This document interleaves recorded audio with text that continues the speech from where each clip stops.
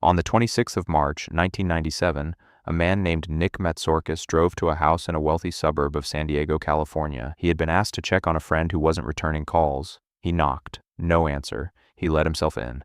Inside, he found 39 people lying in their bunk beds, neatly arranged, dressed in identical black tracksuits and brand new Nike trainers, each with a purple shroud draped over their body. They had been dead for several days. On the door, there was a note. It said they had gone to the next level. They had shed their human containers. They were on their way to a spaceship. This is the story of how 39 ordinary people came to believe that, and how one man convinced them. Marshall Applewhite was born on the 17th of May, 1931, in Spur, Texas, the son of a Presbyterian minister. He was, by all accounts, a gifted and charismatic man. He studied philosophy, was active in choral groups, began but did not finish a Christian seminary degree, served briefly in the U.S. Army, and later pursued a career in vocal music. By his early 40s, his life had begun to unravel. He lost his position at the University of St. Thomas in Houston following an inappropriate relationship with a student. His marriage ended. He was, by his own account, deeply lost. In March 1972, he met Bonnie Nettles, a 44-year-old married nurse with an interest in theosophy and biblical prophecy. Nettles told Applewhite that their meeting at the hospital had been foretold to her by extraterrestrials during one of her mystical experiences. For a man in crisis, searching desperately for meaning and purpose, this was exactly what he needed to hear. Nettles left her husband and 4 children to be with Applewhite. They opened a New Age bookstore in Houston, Texas. It failed. They opened a restaurant in Taos, New Mexico. It failed too. They began to travel, supporting themselves with odd jobs, watchman fellowship. And somewhere on the road, somewhere between failure and desperation, they became convinced that they were not ordinary people at all. They identified themselves as the 2 witnesses of the Book of Revelation. They believed they were extraterrestrials living in human bodies. They believed a spacecraft was coming. They believed they had been sent here to prepare the way. They began to tell other people. In 1975, from Ojai, California, they mailed their first public notice. They got their first converts at a campground near Gold Beach, Oregon, taking the names Bo and Peep. Students were dispersed to hold other meetings. By August, cult membership had grown to around 200. The people who joined were not, for the most part, unstable or easily manipulated. Most of them are described by researchers as having been longtime truth seekers, spiritual people who had long since been searching for something beyond traditional religion. They were looking for meaning. Applewhite and Nettles offered them a complete answer to every question they had ever had about existence. The group combined Christian eschatology with science fiction-adjacent beliefs in UFOs. Members held that the founders were the 2 apocalyptic witnesses mentioned in Revelation 11. Followers believed that the next stage of human evolution would be aboard alien spacecraft. The rules were strict. Members wore baggy, gender-neutral clothing and sported bowl-cut haircuts. They were not allowed to have sexual relationships of any kind. Everything was communally shared. The outside world was gradually cut away. In 1976, a core group of a few dozen members stopped recruiting and instituted a monastic lifestyle. They moved from place to place, living in camps and rented houses. Waiting for the spacecraft they had been promised, it never came. In 1985, Heaven's Gate ran into a major problem that confronts many prophetic religious leaders. When Nettles passed away due to liver cancer, her body did not ascend per Heaven's Gate's theology. She simply died. Her body remained.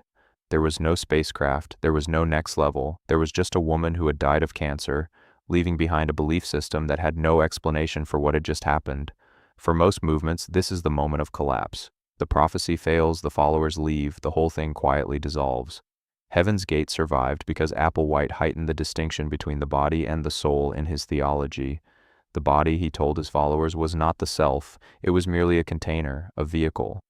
Ty, his name for Nettles, had not died. She had simply shed her container and ascended to the next level ahead of them. She was already there, waiting. The followers accepted this. By T's death, Heaven's Gate membership had already started to decline. They had 200 members in the 1970s, 80 in 1980, and half that number by the time of the mass suicide. But those who remained were, if anything, more committed than before. And Applewhite, now alone, began to move in a darker direction. In the early 1990s, Applewhite posted some of his teachings on the internet. He was stung by the resulting criticism. That year, he first spoke of the possibility of suicide as a way to reach the next level. He explained that everything human had to be forsaken, including the human body, before one could ascend. The organization was then renamed Heaven's Gate. The group earned revenue by offering professional website development under the business name Higher Source. They were, in many respects, extraordinarily functional. They held jobs, they paid their bills, they lived in a large, well-kept house in one of California's wealthiest suburbs. From the outside, they looked like a group of quiet, harmless technology workers. Inside, the rules had tightened considerably. 8 men in the group, including Applewhite himself, voluntarily underwent castration as an extreme means of maintaining the ascetic lifestyle. And then, in the summer of 1995, 2 astronomers on opposite sides of the world independently discovered a comet. The comet was named after both scientists, Hale-Bopp. It didn't become visible to the naked eye until May 1996. But by then, a rumor had already begun circulating in UFO communities online that a large object, a spacecraft, was hiding in the comet's tail, traveling in its wake, invisible to conventional observation. The rumor was false. It originated from a misread telescope image and was debunked almost immediately by astronomers. It didn't matter. Applewhite believed that Heaven's Gate's co-founder Bonnie Nettles was aboard the supposedly hidden UFO, and that the group would be able to join her and transition to the next level. The sign they had been waiting for 25 years had finally arrived.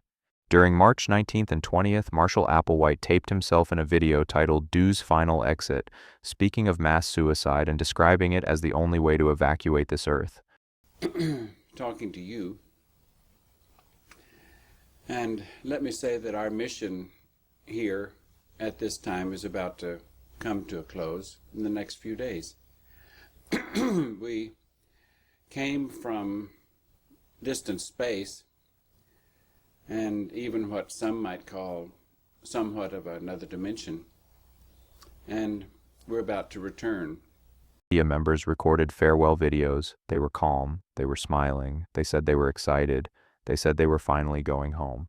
On March 23rd, as Hale-Bopp made its closest approach to Earth, 15 members of the group died by suicide, taking phenobarbital mixed with applesauce and a shot of vodka, with plastic bags placed over their heads.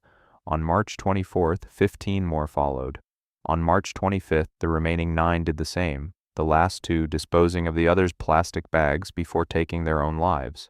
On March 26th, deputies of the San Diego County Sheriff's Department discovered the bodies of the 39 active members of the group, including Applewhite, in the house in Rancho Santa Fe.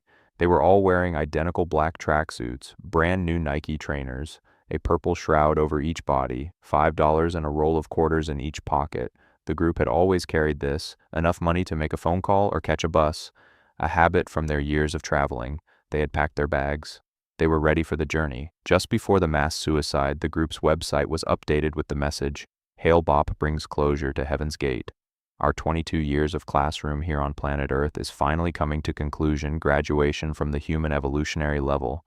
We are happily prepared to leave this world. The website is still live today, unchanged. The question people always ask about Heaven's Gate is how.